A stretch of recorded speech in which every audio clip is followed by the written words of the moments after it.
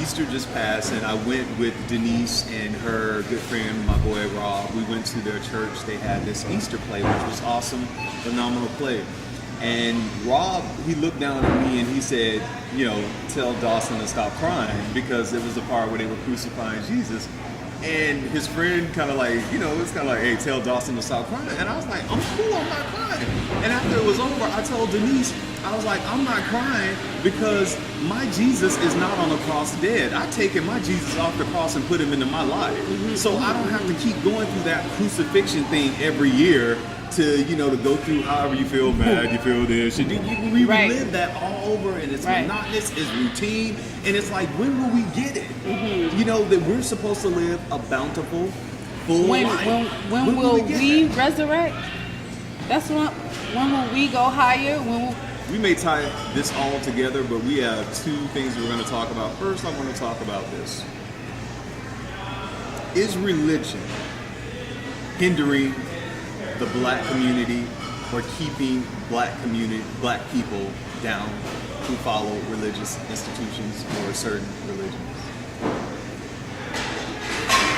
Hold on.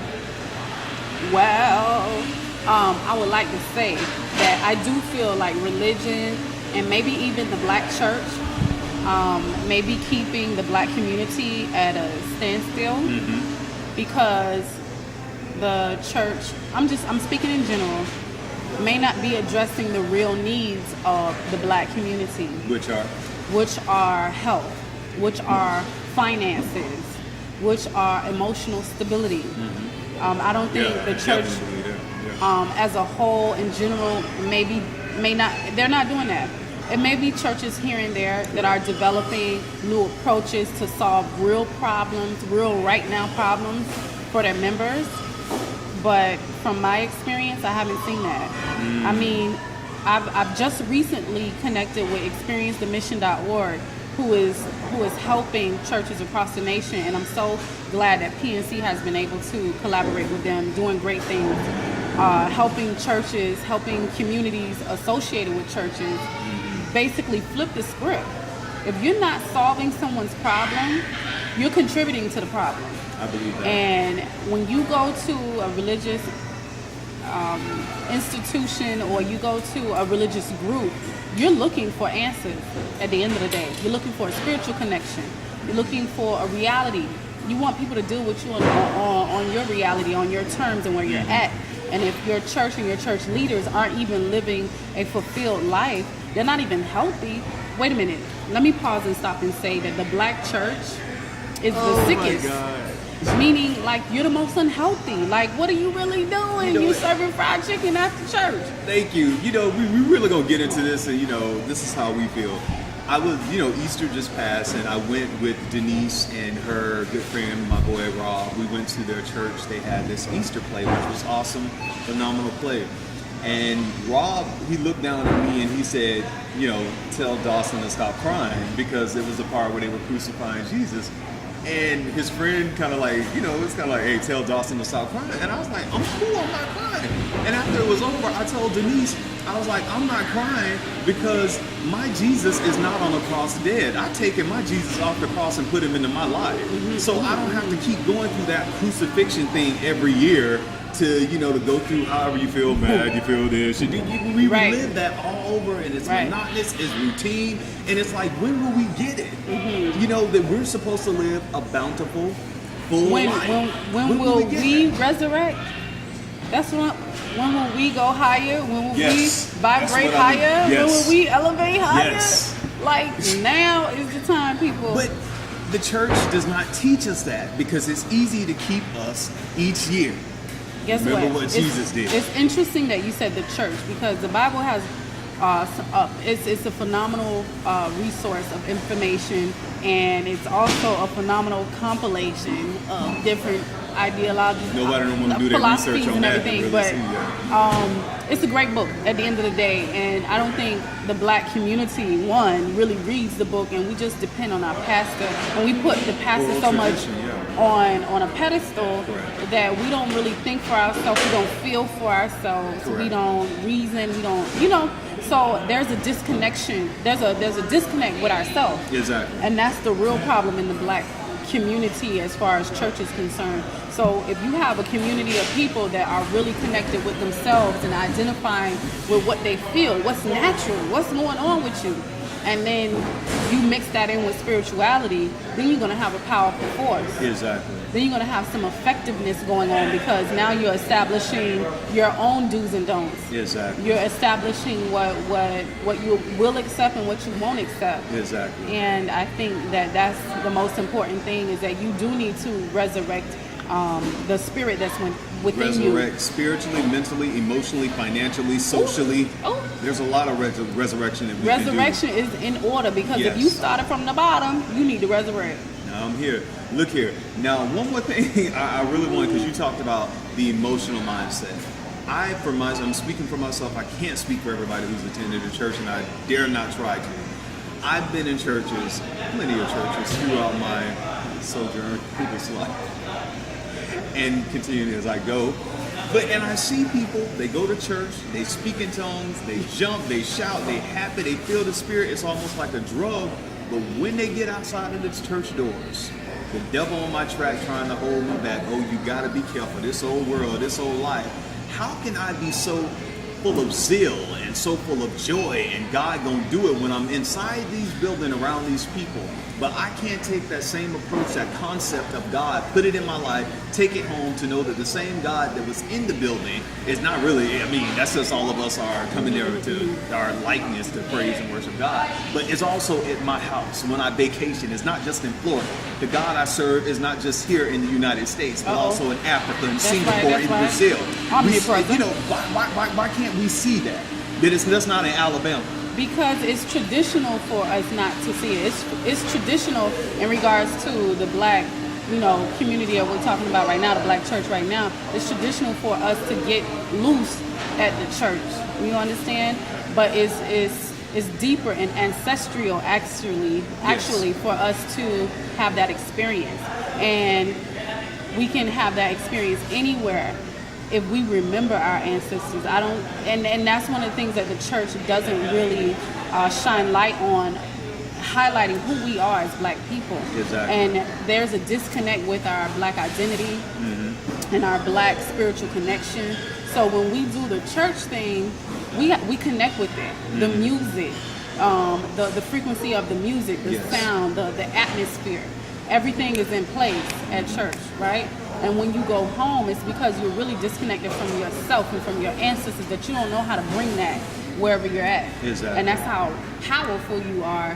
And I just urge everybody to keep seeking and keep looking, and then you'll find exactly what you're looking for. But don't close yourself off, and also don't put who you worship in a box.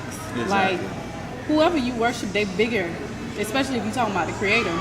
Should the church talk about sex and sexuality to its congregants, to the pastors and the ministers and things like that? Because it seems like in the past couple of years, we've had a lot of, issues in the church with people doing things and having, different scandals that have come out. And, there have even been things where people have written articles in popular magazines and newspapers that the church keeps black women, especially the black church, keeps black women single. Let me tell you.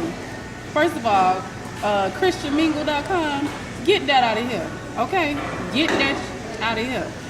Okay, let me get on this because of the miseducation of spirituality when it comes to the black community, it has effed up the black woman, because on one end she has this religion that she's following. I shouldn't do this is the proper way to do X, Y, and Z. And then she has reality in her body and her emotions and her energy and her sexuality that no one's really telling her how to cultivate or use it. And it's a disconnect. And because there's a disconnect, she doesn't know how to use her energy to attract what she wants. And then in the church setting, her energy is being shunned, and turn that off, and don't do this and don't do that. And no one's teaching us how to transmute that energy into areas that we need. Nobody's even telling us that we need more than one skill. Like, we're part of a system that's so that we just keep doing this. We just keep going in the cycle. And we gotta break it, because if you and your mama and your grandma are still complaining about the same damn thing, it's your fault. It's your fault at this point. And you just have to really wake up. And I urge everybody to wake up. And I definitely think that, especially because, I've been affiliated with, mostly predominantly black churches. And I think a lot of times, most of them keep women second-class citizens. And some women are happy to have that title. Wait. The man is ahead, I'm behind, I'm this, I can't speak, the man, that kind of thing right there. Listen, we ain't even going there, because that's a global thing. And in America, of course, the woman is second for sure, and the black woman is last. I'll say that again. The woman is second and the black woman is last. Unfortunately, this has been the status quo, and we've been accepting this for a very long time. And it's up to, at the end of the day, it's up to the women to really understand and embrace everything that they are. Embrace your menstruation, embrace everything, embrace your body, embrace your feelings, your power, your emotion. Embrace who you are. Embrace your ancestors. You got to do some research about who you are. You came, without the people that came before you. But you wouldn't. Okay, you say do research, but my pastor drives a nice car. My pastor has great oratorial skills. My pastor is flashy. When I say do research, I mean look outside the church. I know you're saying that, but there are people who go into the church and that's all they see is an example of what they want to become. Is to be like the pastor and the first lady and the people on the pulpit, because they coming from the project, they're coming from nothing. They are ex-cons, they have felonies. That's their example of something they can aspire to. So if I see this, but you're telling me to study, I agree. There's a disconnect. Okay, let me also say, when I say guys do some research, I'm also saying to the people out there that know, people like me, you have a responsibility as well, just as the pastor has responsibility as well, to bring people up. I'm not just leaving it on the poor person out there saying, get up and do it by yourself, pick up your own mat.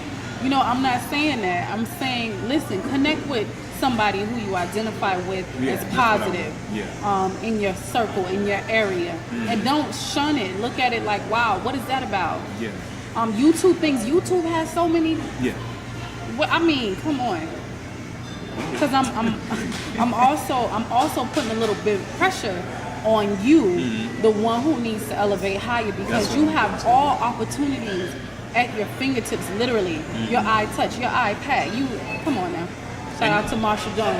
Yeah, and that's what I wanted you to get to. Because there seems to be a disconnect, because when people come from, impoverished communities or the ghetto or the projects, the barrios, the trailer parks, they come to a church and they see the flashy, the lights, the glamour, and they aspire to be like a pastor or anybody else that's on the pulpit, not knowing that you can study right where you are, going to the library and building your own self up, and not so much depending, because I think a lot of people get hurt by churches too, and people and individuals in church, because they're putting so much for these people to save them, when really, to me, God does the saving, and you have to depend on God to really, guide you and elevate you. But people are not getting close to God; they're getting close to a pastor, an apostle, an evangelist, and that's why they're going crazy.